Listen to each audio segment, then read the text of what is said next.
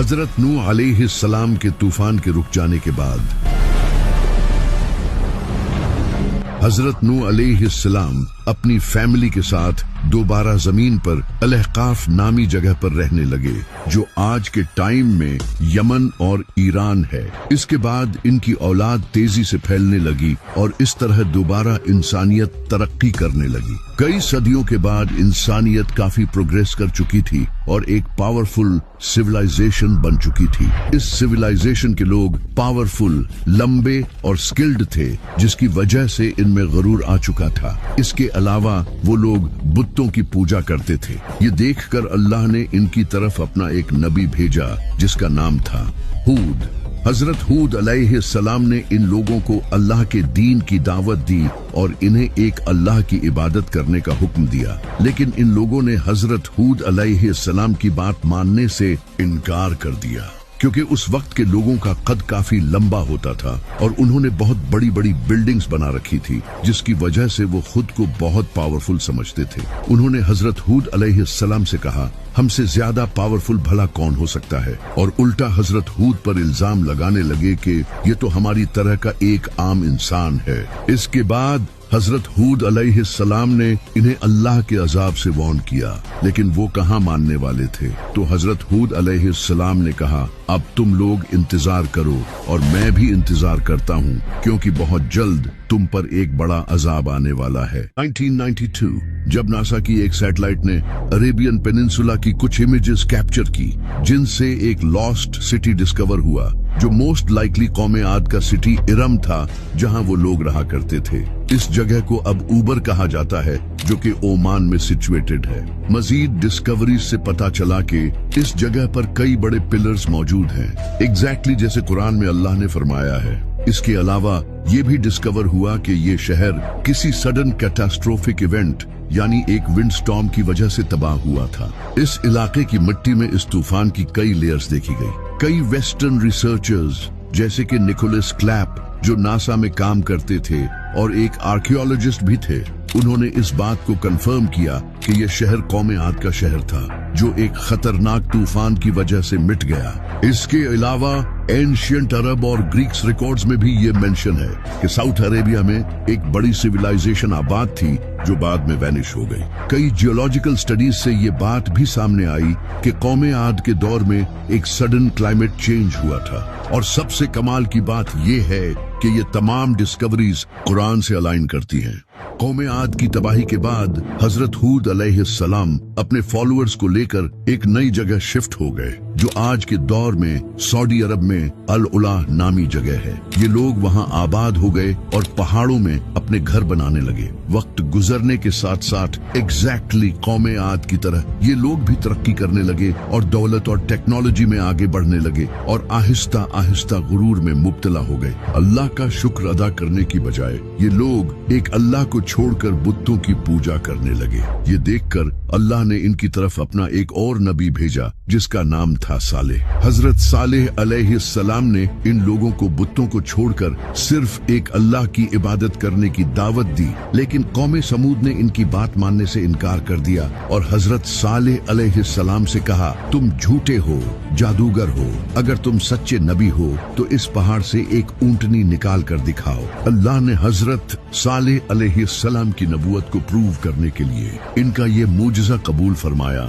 और सच में इस पहाड़ से एक ऊंटनी निकल आई। लेकिन वो ये नहीं जानते थे कि इनके लिए ये ऊंटनी एक बड़ी आजमाइश है। जैसे ही वो ऊंटनी इनके सामने आई, हजरत सालेह अलैहिस्सलाम ने इन्हें वार्न किया कि इस ऊंटनी को कभी कोई नुकसान न पहुंचाना और इसे अपने कुएं से पानी पीने देना। एक दिन तुम पानी पियोगे और एक दिन ये ऊंटनी पिएगी, क्योंकि अल्लाह इसके जरिए तुम्हें आजमाना चाहता है। लेकिन कौमे समूद ने वही किया जो नहीं करना चाहिए था। इनके एक सरदार ने इस ऊंटनी को कत्ल कर दिया। इसके बाद हजरत सालेह अलैहिस्सलाम ने फरमाया, अब 3 दिन अपने घरों में आराम करो, क्योंकि अल्लाह का अजाब तुम पर आने वाला है। पहला दिन गुजरा तो इनके चेहरे पीले पड़ गए, दूसरे दिन इनके चेहरे लाल हो गए और तीसरे दिन इनके चेहरे काले हो गए और फिर चौथे दिन एक खौफनाक धमाका हुआ। और एक खतरनाक जलजले ने इन्हें प्रॉपर तबाह कर दिया। इसके बाद हजरत सालेह अलैहिस्सलाम अपने फॉलोअर्स के साथ शहर छोड़कर चले गए। शहर छोड़ने से पहले उन्होंने अपनी कौम की तरफ मुंह करके कहा, ऐ मेरी कौम, मैंने तुम्हें अल्लाह का पैगाम पहुंचा दिया था, लेकिन तुमने हक को कबूल नहीं किया। सऊदी अरब में मदाइन साले नाम की एक जगह है जहाँ कभी कौमे समूद रहा करती थी। यहाँ पत्थरों से 80 से ज्यादा मॉन्यूमेंटल टूम्स बनाई गई थी। जब इस जगह को स्टडी किया गया तो पता चला कि यह जगह सडन इवेंट से डिस्ट्रॉय हुई थी, एग्जैक्टली जैसे अल्लाह ने कुरान में फरमाया है। नबी सल्लल्लाहु अलैहि वसल्लम ने इस जगह की कोई भी चीज खाने या पीने से मना फरमाया था। आप सल्लल्लाहु अलैहि वसल्लम ने फरमाया था, उन लोगों की जगहों में एंटर मत हो जिन्होंने अपने ऊपर जुल्म किया, वरना तुम्हें भी वही सजा दी जाएगी जो उन्हें दी गई थी। इसी वजह से आज भी लोग इस जगह पर रहने से डरते हैं, कहीं इन पर भी वैसा ही अजाब न आ जाए जैसा कि कौमे समूद पर आया था। कौमे समूद के बाद एक और सिविलाइजेशन ने जन्म लिया जो अरब के सेंट्रल या नॉर्थर्न रीजन्स में आबाद थी, लेकिन इनकी एग्जैक्ट लोकेशन के बारे में किसी को नहीं पता। कई सालों बाद ये कौम भी दोबारा बुत प्रस्ती में मुब्तला हो गई। अल्लाह ने इनकी तरफ भी अपना एक नबी भेजा, मगर इस नबी का नाम किसी को मालूम नहीं, क्योंकि कुरान में इस कौम का जिक्र सिर्फ कौमे रस के नाम से हुआ है। इस कौम ने भी अल्लाह के नबी को झुठलाया तो अल्लाह ने इस कौम को भी तबाह कर दिया। लेकिन कैसे तबाह किया, इसकी डिटेल्स किसी को मालूम नहीं। सऊदी अरब के अल कसीम प्रोविंस में एक टाउन है जिसका नाम है अल रस, जिसके बारे में कई स्कॉलर्स का कहना है कि ये रस सिविलाइजेशन का शहर था, लेकिन इससे रिलेटेड कोई मेजर आर्कियोलॉजिकल एविडेंसेस नहीं है। जबकि कुछ इस्लामिक हिस्टोरियंस का कहना है कि कौमे रस सेंट्रल अरेबिया के नजद रीजन में रहती थी, जहाँ कई ड्राइड आउट वाटर रिसोर्सेज हैं। क्योंकि ये जो नाम है रस, इसमें रस का मतलब अरबी में कुआं होता है, जिससे ये पता चलता है कि ये कौम कुओं के पास रहती थी। तो इस वजह से ये हो सकता है कि ये सिविलाइजेशन यहाँ रहती हो। जबकि कुछ रिसर्चर्स का कहना है कि कौमे रस कौमे समूद या फिर नबातियन ट्राइब का ही एक ग्रुप था जो अरेबियन पेनिनसुला और जॉर्डन में रहती थी, क्योंकि नबातियन ट्राइब अपने एडवांस वाटर मैनेजमेंट सिस्टम के लिए जानी जाती थी, जिस तरह कौमे रस को कुरान में डिस्क्राइब किया गया है। अगर हम साइंटिफिक एविडेंसेस को ढूंढें तो अगर कौमे रस नेचुरल डिजास्टर से डिस्ट्रॉय की गई थी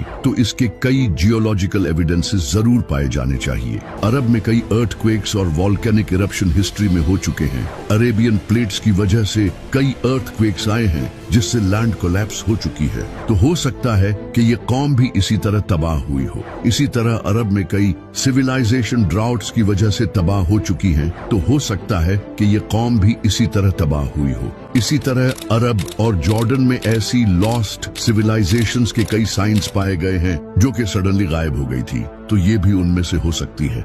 इसके बाद एक नई सिविलाइजेशन कायम हुई जिन्हें कुरान में कौमे तुबा के नाम से मेंशन किया गया है। कौमे तुबा एक्चुअली यमन के रहने वाले हिमयाराइट किंग्स थे। हिमयाराइट कई सदियों से यमन पर हुकूमत कर रहे थे। ये लोग अपनी दौलत और ताकत की वजह से जाने जाते थे। तुबा के कुछ बादशाह नेक और अल्लाह पर ईमान रखने वाले थे, जबकि कुछ बुत परस्ती और करप्शन करते थे। इनके एक बादशाह का नाम असद अबू करब था, जो कि एक नेक बादशाह हुआ करता था और हजरत इब्राहिम अलैहिस्सलाम के दीन पर था। नबी सल्लल्लाहु अलैहि वसल्लम ने फरमाया, तुबा को बुरा मत कहो क्योंकि इसने इस्लाम कबूल कर लिया था। कुछ हिस्टोरिकल रिपोर्ट्स कहती हैं कि इसी ने काबा पर कपड़ा चढ़ाया था और काबा की हिफाजत की थी। लेकिन इनके बहुत से बादशाह बुरे थे जिनकी तरफ अल्लाह ने अपना नबी भेजा, लेकिन उन्होंने मानने से इनकार कर दिया। फिर अल्लाह ने इस कौम को भी तबाह कर दिया, लेकिन किस तरह तबाह किया ये कुरान में बताया नहीं गया।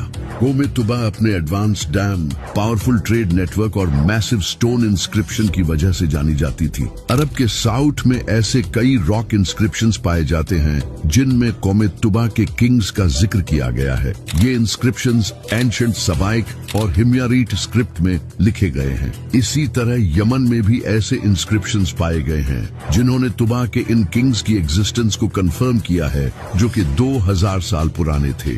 यमन के नेशनल म्यूजियम में ऐसे कई आर्टिफैक्ट्स रखे हैं ये सिविलाइजेशन मरिब डैम पर काफी डिपेंड करती थी। 570 ईस्वी ये डैम कोलैप्स हो गया था, जिससे कई फ्लड्स आए और लोग माइग्रेट हो गए। तो हो सकता है ये सिविलाइजेशन भी इस डैम कोलैप्स होने की वजह से ही डिस्ट्रॉय हुई हो। आर्कियोलॉजिस्ट को इस डैम के कुछ एविडेंस मिले हैं, जिससे ये पता चला कि ये एक बहुत बड़ा इंजीनियरिंग मार्वल था, जो कि पॉसिबली खतरनाक बारिश की वजह से टूटा था।